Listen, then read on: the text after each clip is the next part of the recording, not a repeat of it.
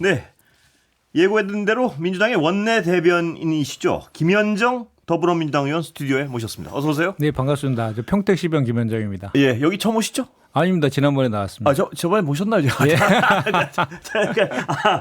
예. 자, 8.15 명단, 특별 명단. 네. 어떻게 보십니까?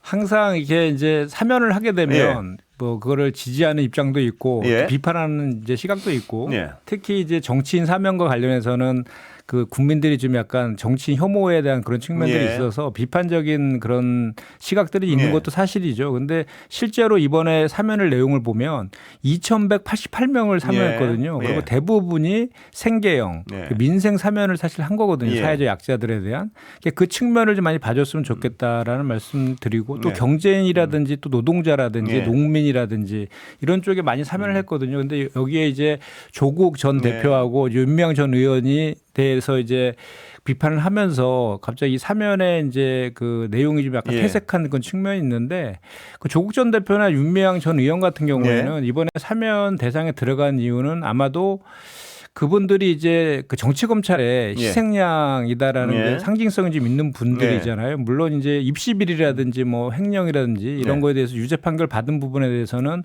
당사자가 이제 조국 전 대표 같은 경우는 수차례 사과도 했고 그런 부분들에 대해서는 좀 사과와 반성이 필요한 부분은 맞지만 또 분명히 이제 정치 검찰 개혁을 추동하는 그 과정 그리고 또 윤미향 전 의원 같은 경우에도 2015년도에 박근혜 정권 때 굴욕적인 위안부 한일 간에 합의를 했었잖아요. 그거를 그 반대하는 선두에 서서 투쟁을 했었잖아요. 그때 아마도 보수 정권에 그 이제 찍혔던 그런 측면들이 있거든요. 그런 것들을 좀 회복하는 그런 이제 차원에서의 사면인데 뭐 모든 것들을 종합해서 이제 대통령께서 결단한 것 아닙니까? 고유한 권한이고 또 사면 같은 경우는 사실 상권 분립화해서 그 사법부에 대한 견제나 균형을 이루려는 이제 대통령의 고유 권한 아닙니까? 그래서 사법부의 오류를 좀 시정하는 정치적인 판결에 대한 오류를 시정하는 기능도 있기 때문에 그런 것들을 감안해서 이재명 대통령께서 결단하신 거라고 생각하고 저는 그 존중해야 된다라고 생각합니다. 예. 그런데 정치적 어떤 의미를 좀 여쭤보겠습니다. 어떻게 보세요? 원내 의원님들은 조국 전 대표의 사면이 어떤 정치적 파장이 있을 거라고 예상하십니까? 일각에서는 이제 유력한 이제 뭐 대선 후보급이니까 그 사면 복권이 이루어지면 정치 지형상 뭐 민주당에게 좀 불리하지 않을 거냐라는 우려의 시선도 있더라고요. 근데 그렇게 이제 이번에 사면에 대해서 이런 그 정치 지형상의 유불리를 따져서 했다라면 아마 못했을 겁니다. 근데 이제 좀 전에 제가 말씀드렸지만 정치 검찰에 대한 희생이라든지 또 검찰 개혁을 지금 강하게 지금 추진하고 있는 그런 과정이잖아요.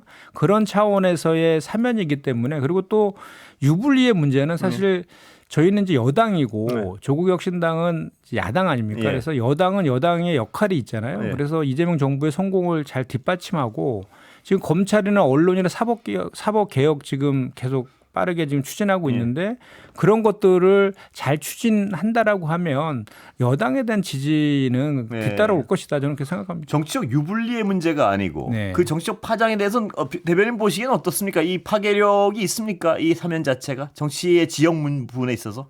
제가 봤을 때는 상당히 파괴력이 있다고 생각합니다. 왜냐하면 워낙 조국 전 대표 자체가 그 한 기간 동안은 정말 대한민국 전체를 들었다 놨다 했던 그렇게 영향이 있는 분이었고 또 실제로 조국혁신당은 그동안 이제 지난 총선 때 12석을 얻으면서 조국 전 대표 같은 경우는 일흥 이제 민심의 재판을 심판 한번 받은 거잖아요. 그런 그 유죄 판결을 받았음에도 불구하고 그리고 이제 그 조국 혁신당 같은 경우는 항상 그 검찰 개혁을 가장 중요한 아젠다를 삼고 지금도 이렇게 활동을 좀 하고 있잖아요. 그런 차원에서 이번에 검찰 개혁이라든지 이런 것들을 좀 더 신속하게 그리고 할 수 있는 그 개혁의 동력들은 더 이제 커지는 그런 측면은 있고 다만 이제 정치적 불확실성은 좀 커진 건 사실이죠. 그래요? 뭐 이제 앞으로 이제 보궐선거도 있고 또 내년에 지방선거도 있지 않습니까? 그 과정에서 조국 전 대표가 당장은 좀 뭐 약간은 이제 자숙하는 시간을 가지겠지만 분명히 이제 주요한 역할들을 할 것이잖아요. 그때 이제 우리 더불어민주당과의 어떻게 연대할 것인지 또 어떤 관계가 형성될지는 그때 가봐야죠. 그 말씀 하셨으니까 더 여쭤보겠습니다. 일각에서는요. 조국 전 대표 그러니까 쇠빙선 역할을 한다 그러지 않았습니까? 근데 그 역할은 완벽히 했습니다. 지금. 그러면 이제 역할 끝났으니 합당하는 거 아니냐 이런 전망을 하는 분도 있습니다. 그 부분에 대해서 어떻게 보십니까? 네, 합당 의견을 이제 얘기하시는 예. 저 우리 당내 이제 일부 의견들도 계신데 저는 아직 합당까지는 좀 시기상조다라고 예. 생각을 하고 지금 단계에서는 혁신당과 우리는 이제 예. 각종 개혁 법안들을 같이 하는 데 있어서는 좀 연대할 것은 연대하고 또 여야에서 경쟁할 것은 또 경쟁하는 그런 과정 속에서 자연스럽게 당내에 뭐 이런 그 공감대라든지 이런 수기하는 과정들이 있을 거고 그런 과정들을 통해서 자연스럽게 입장이 정리되지 않을까 저는 그렇게 생각합니다. 각자의 역할이 있기 때문에 합당은 이르단 말씀이신가요? 아니면 합당까지 이르는데 뭐 절차가 필요하단 말씀이신가요? 일단은 지금 당장 합당하는 거에 대한 그 공론화나 수기 과정이 전혀 지금 있지 않고 또 합당을 하려면 대단한 결단이 좀 필요한 거잖아요. 그렇기 때문에 그 과정은 지금 뭐 그 합당 얘기를 하기에는 아직은 시기상조인 것 같다는 말씀을 드리는 거죠. 예, 당내 문제 좀 여쭤보겠습니다. 네네. 정청래 대표 며칠 어떻게 평가하십니까? 일단 총체적으로. 지금 뭐 개혁 그 당대표를 표방하면서 이제 취임을 했기 때문에 뭐 지금까지는 본인의 그 스타일대로 이렇게 해나가고 있는 것 같습니다. 그런데 일각에서는 너무 강공으로만 몰아붙이는 거 아니냐 이런 지적을 하는 분들도 있습니다. 어떻게 보십니까? 그러니까 이제 국민의힘과의 관계를 얘기하는 것인데 사실 내란 종식은 해야 되지 않습니까? 그렇습니다. 지금도 여기서 여전히 내란 진행 중이다라고 하고 있고 그 내란 종식은 이제 그 국민의 명령이자 시대적 사명이 되어 있는데 지금 국민의힘에 돌아가는 그 상황을 보면 전혀 지금 뭐 내란 종식은커녕 완전히 윤 어게인 정당으로 지금 회귀하고 있잖아요. 전환기를 품고 서로 막 토론회 가서 뭐 충성 경쟁하듯이 이렇게 하고 있는 이런 상황에서 아무 일도 없었다는 듯이 사과 반성도 안 하는 정당과 그 개혁 그 당대표를 표방한 정청래 대표가 아무 일도 없다는 듯이 이렇게 협치를 얘기하고 하기에는 저는 그런 상황은 아니다라고 보여지고 그래서 그 내란 종식과 관련된 그 개혁 법안과 관련돼서는 그 당대표는 그런 선명한 그 스탠스를 취하고 대신에 이제 여야 관계에 있어서의 그 논의라든지 뭐 그 본회의에 관련된 일정들은 원내 대표단끼리 하는 거거든요. 그렇게. 원내 대표 지금도 그렇게 하고 있고 그럼 뭐 일정 등 그 원내 그 지도부 통해서 논의하면 되는 문제이기 때문에 저는 뭐 이제 저기 정청래 당대표가 그런 선명한 그 스탠스를 취한다 해서 여야 간의 관계가 뭐 파탄 나거나 그럴 가능성은 없다라고 봅니다. 그런데 아까 지금 설명을 하셨지만요. 김문수, 장동혁 이런 분들이 되면은 지금 말씀하셨지만 그 과거를 뭐 돌아가자고 지금 막 말씀들 하고 이러는데 파탄이 안 날 수 있나요? 어떻게 보십니까? 저는 그분들이 지금 전당대회 전략이지 만약에 되고 나면 달라집니까? 또 스탠스 바꿀 것 같아요. 아 그래요? 그 장동혁 후보의 그 카멜레온 변신하면 보시면 아직 알지 않겠습니까? 그 지난 대선 때에도 사실 그분들이 대선 승리를 염두에 두고 활동을 한 게 아니잖아요. 당권 투쟁만 그때도 했단 말이죠. 그래서 당권을 잡게 되면 이제 내년 지방선거나 또 좀 더 나아가면 총선에 대한 뭐 공천 이런 거 관련된 그 영향력을 극대화시킬 수 있기 때문에 그런 당권 투쟁의 일환으로 하는 것이 당선이 된다라고 하면 지금 계속 지금처럼 그 뭐 김문수 후보나 장동훈 후보처럼 주장하듯이 그렇게 다시 내란 정당으로 회귀하겠다라면 국민들이 가만히 두겠습니까? 달라질 것이다. 견딜 수 없을 것이다 저는 봅니다. 달라질 것이다. 그럼 당연히 이현 정당 아닌가요, 너무? 사실 그런 기대가 좀 있습니다. 그런데 지금 민주당에서 보시기에는요, 이른바 개혁파 후보들의 가능성은 별로 없다고 보시는 건가요? 객관적으로? 지금 그 저 두 후보 얘기하는 건가요? 현재로서는 뭐 없어요. 그러면 그 두 분, 김문수, 장동혁 이 두 분 중에 그래도 누가 좀 대화가 가능한 분이라고 생각하십니까? 이건 개인적인 의견이라도 괜찮습니다. 글쎄요. 뭐 도진 개긴 같은데요. 그래요. 근데 두 분 다 하여튼 달라질 것이다. 기대하시기에는. 국민들이 가만두지 않을 것이다라고 생각합니다. 국민임명식에는요. 참석 안 합니다. 그러게요. 이건 어떻게 보십니까? 그런데 그 명분을 사면을 들었습니다. 그렇습니다. 어떻게 보십니까? 내란 세력들의 그 대선 불복이다. 저는 그렇게 생각합니다. 그래도 정치적 입장을 떠나가지고 이렇게 그 대통령이 취임하면 축하하고 또 사실 그 자리가 국민들이 임명장을 준다라는 국민통합 그런 그 상징을 가지고 좀 하려고 하는 건데 그럼 국민통합적 차원에서 당연히 같이 참석해 주는 것이 좋은 당연한 도리라고 생각하는데 그 사면을 핑계로 해가지고 이렇게 한다는 것은 아니 그렇게 그 사면에 대해서 비판하면서 그 보는 뒤로는 또 왜 그 뇌물 횡령으로 정말 그 파렴치한 그런 예. 범죄를 저질렀던 정치인들은 또 왜 비서실장한테 또 문자를 보내고 그럽니까? 예, 좀 민망한 상황이 됐죠. 너무 표리부동하다는 예. 생각합니다. 자, 김 의원께서는 삼부토는 꼴이고 네. 어디였죠? 그게 웰바이오텍 네, 몸통 네. 이 말씀을 좀 일찍 하셨습니다. 네, 맞습니다. 예, 이거는 어떻게 흘러가고 있는 건가요 지금? 제가 지금 예. 처음으로 그 예. 문제 제기를 작년부터 이제 했고 그렇습니다. 예. 이번에 특검에 이제 찾아가서 그 웰바이오텍 관련된 자료랑 설명을 해서 예. 웰바이오텍 수사 전담팀을 꾸리기로 했습니다. 아, 그래요? 네. 예. 그런데 이제 내용은 뭐냐면 네. 삼부토건하고 웰바이오텍은 같은 회사라고 보면 됩니다. 아. 이일준 회장이 소유하고 있는 회사거든요, 예. 둘 다. 한 몸이군요, 그러니까. 예, 한 몸인데 예. 그 같은 23년 5월 달부터 7월 달 두 달 사이에 예. 뭐 우크라 재건 테마주로 해가지고 저 주가가 5배 이상 그 삼부토건이 상승했잖아요. 예. 같은 시기에 똑같이 올라갔습니다. 5배 정도가. 예. 그리고 이제 그 웰바이오텍의 그 회장이 누구냐면 이번에 구속영장 신청했다가 도주한 사람이 있죠. 이기훈. 예. 이기훈이란 사람이 웰바이오텍의 회장이자 삼부토건의 부회장입니다. 아, 예. 그분이 도주를 했어요. 예.